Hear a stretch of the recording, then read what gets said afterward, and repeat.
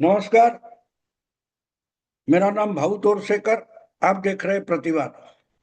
दोस्तों, आपको याद होगा, जो जो मुझे प्रतिवाद पर या और कोई हिंदी यूट्यूब पर सुनते हैं उनको याद होगा। तो 4 मई 2026, जिस दिन बंगाल के विधानसभा चुनाव का जो वोटिंग हुआ था, उसकी मतगणना हुई थी, उसका तो भविष्यवाणी मैंने की थी। लेकिन वो भविष्यवाणी सच हो रही थी और बीजेपी अकेले के दम पर प्रचंड बहुमत से बंगाल में सत्ता में आएगी, उसका प्रचंड 2/3 मेजोरिटी वगैरह मिल रही थी। उस दिन भी मैं यूट्यूब पर था, बहुत सारे दोस्तों के साथ था। तो अब आगे क्या, ये सवाल मुझे पूछा गया था और मैंने बोला था, अब सिर्फ मामला बंगाल का नहीं है। बंगाल बहुत जल्दी साउथ ईस्ट एशिया का, दक्षिण पूर्व एशिया का, पश्चिम बंगाल सनातनी इजराइल बनेगा। यानी इजराइल जितना कट्टर है, और जो इजराइल और अरब या इजराइल और मुस्लिम ये संघर्ष पश्चिम एशिया में चलता है, वैसा ही एक तरीके का संघर्ष बंगाल की भूमि से शुरू होगा। ये भविष्यवाणी मैंने 4 मई को की थी, और उसके बाद एक हफ्ता भर हर जगह जब सब्जेक्ट आता था, तब मैंने बोला था बंगाल सिर्फ बीजेपी का जीतना मुश्किल नहीं था, वो इम्पोर्टेंट भी नहीं था। मेरा मानना है कि बंगाल का जो चुनाव है वो साउथ ईस्ट एशिया की हिस्ट्री में बहुत बड़ी बात है।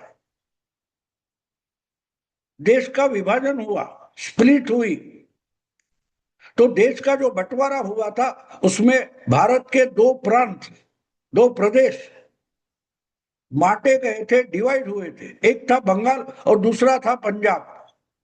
इसलिए बंगाल के बाद बीजेपी को, यानी हिंदुत्व की विचारधारा को, पंजाब भी जीतना जरूरी है। और आगे चलकर 10, 15, 20 सालों में पंजाब अखंड होना और बंगाल अखंड होना, ये शायद एक पॉसिबिलिटी हो सकती है। लेकिन बंगाल में तो कुछ होगा, ये मैंने बोला था। और बाकी सारे लोग बोल रहे थे कैसे होगा, डेमोग्राफी क्या है, पॉपुलेशन क्या है, जनसंख्या क्या है। बांग्लादेश की जनसंख्या अकेली बंगाल की दुगनी तिगुनी है। बंगाल में भी 30-40% मुस्लिम है, और बांग्लादेश तो 90% मुस्लिम है। इतने मुस्लिम इकट्ठा हो जाएंगे, पूरा बंगाल इकट्ठा किया तो पूरे देश के लिए, पूरे अखंड भारत के लिए सरदर्द बन जाएगा। तो ये क्या बोल रहे हो तुम? तो मैंने बोला मुझे लगता है जो बोल रहा हूं शायद गलत भी हो जाए, लेकिन अगर जो दिल से लग रहा है, जो मैं भविष्य में देख रहा हूं, वो बोलना तो कोई गुनाह नहीं है। ये मैंने बोला था। और उससे भी और बड़ी बात है, 2 साल पहले, यानी भारत का जो लोकसभा चुनाव था 2024 का, वो होने के बाद 2 महीने में, 3 महीने में बांग्लादेश में जो कोई बगावत हुई थी चुने हुए सरकार के खिलाफ, जमाते इस्लामी जो मुस्लिम कट्टरपंथी ऑर्गेनाइजेशन है, वो रास्ते पर उतरी थी। और बांग्लादेश की चुनकर आई हुई प्रधानमंत्री हसीना वाजेद को अपनी ही मातृभूमि छोड़कर भागना पड़ा था। एक दिन जितने कपड़े साथ ले सकती है वो लेकर हवाई जहाज से हसीना वाजेद भागकर भारत आई थी, और आज तक 2 साल होने को आए, वो भारत की ही शरण में पड़ी है।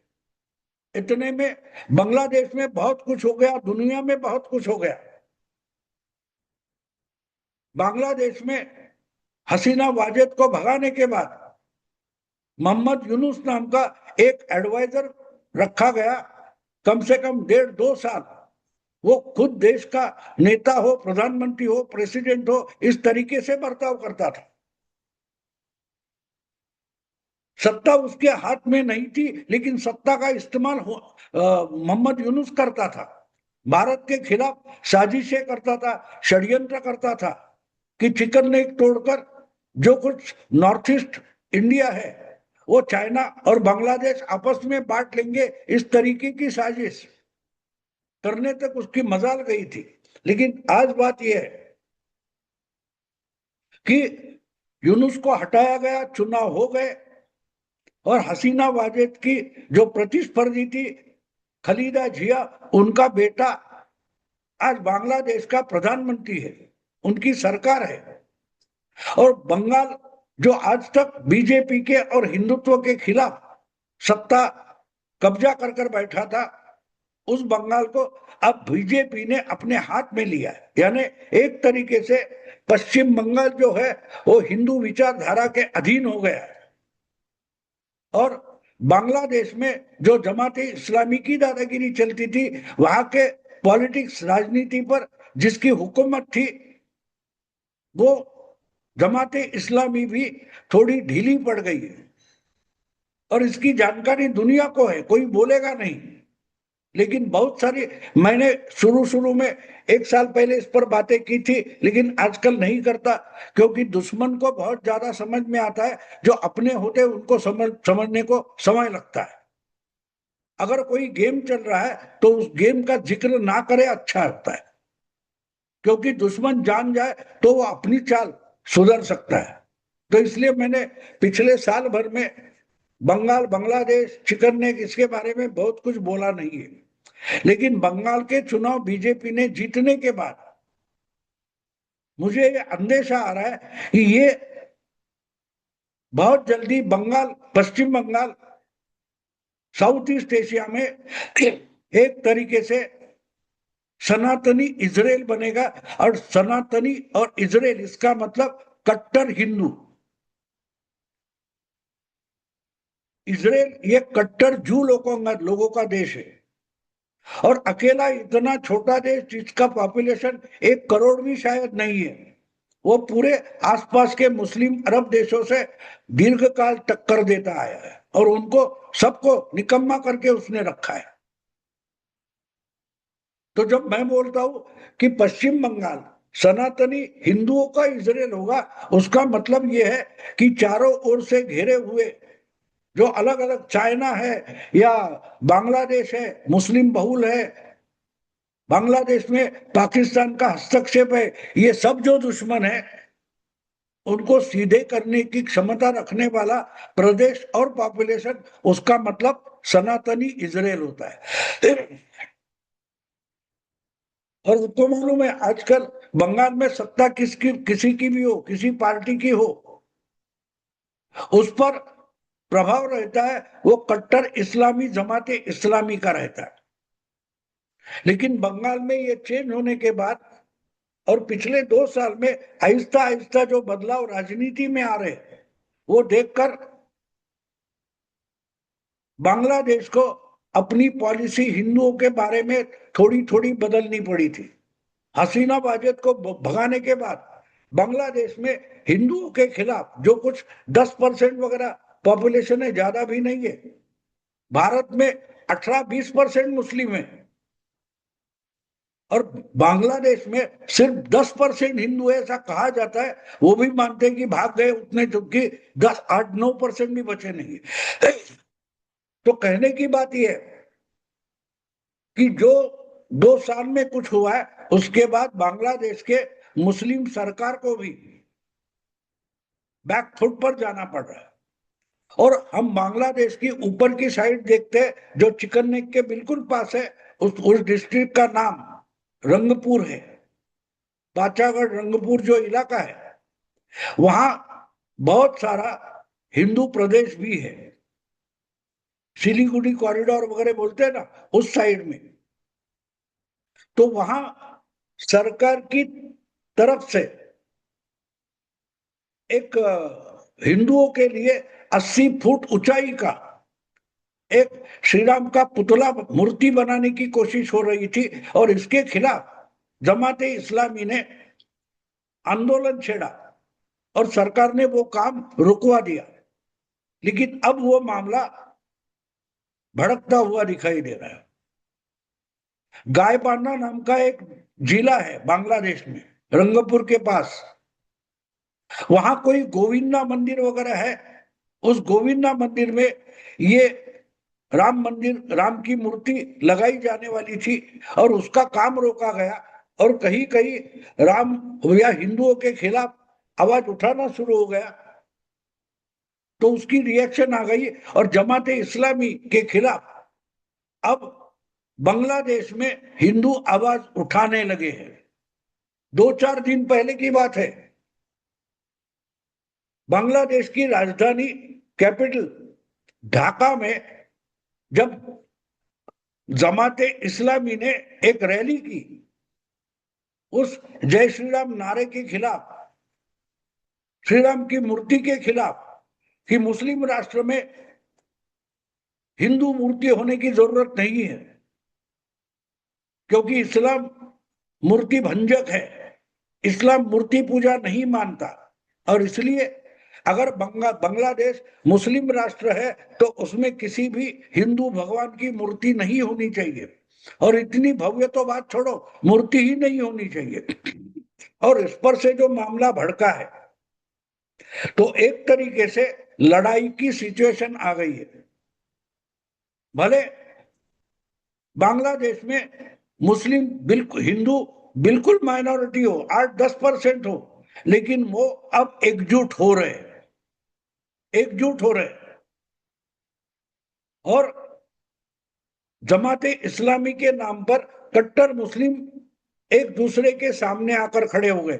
2-4 दिन पहले की बात है, ढाका में ये दोनों कट्टर हिंदू और कट्टर मुस्लिम एक दूसरे के सामने आकर खड़े हो गए।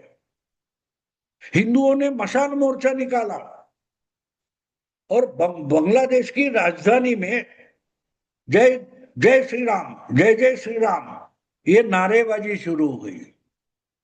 तो 4 मई के बाद जो थियोरी मैं बार बार पेश कर रहा हूं, जब बंगाल में भारतीय क्षेत्र जो है पश्चिम बंगाल, उसमें ही मुस्लिम इतने आक्रामक हो गए थे कि हिंदुओं को अपने नारेबाजी करना, बंगाल में हिंदू 70% है पश्चिम बंगाल में, लेकिन वहां भी ममता दीदी ने हिंदुओं को इतना दबा कर रखा था कि कोई जय श्री राम बोलने की हिम्मत तक नहीं करता था, और करी किसी ने की तो उसको दबाने के लिए ममता दीदी पूरा पुलिस फोर्स लगाती थी, सरकारी ताकत लगाती थी।